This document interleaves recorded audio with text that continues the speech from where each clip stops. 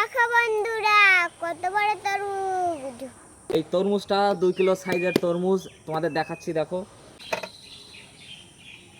তো এখানে 2 কিলো 250 তরমুজটা কাটবো, কাটার পরে দেখবো এর ভিতরে কতটুকু আর কি খাওয়ার তরমুজ থাকে 2 কিলো 250-তে, আর খোসা কতটা বাদ যায়। তা চলো তাহলে কি করা যাবে, এখন কাটবো।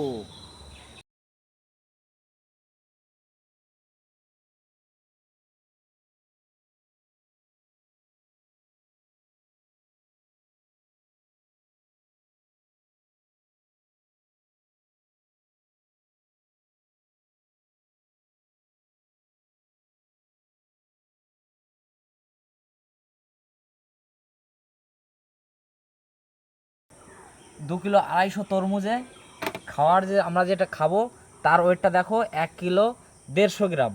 তাহলে 2 কিলো 250 থেকে 1 কিলো 150 গ্রাম হচ্ছে আমরা খাওয়ার তরমুজ পেয়েছি, যেটা আমরা খাবো, ঠিক আছে। আর বাদ বাকিটা খোসা। দেখো এবার খোসাটা কতটা হচ্ছে সেটা তোমাদের সঙ্গে শেয়ার করছি। দেখো এই দেখো আমরা পাল্লা জিরো করে নিলাম, একটা একটা পড়ে গেল।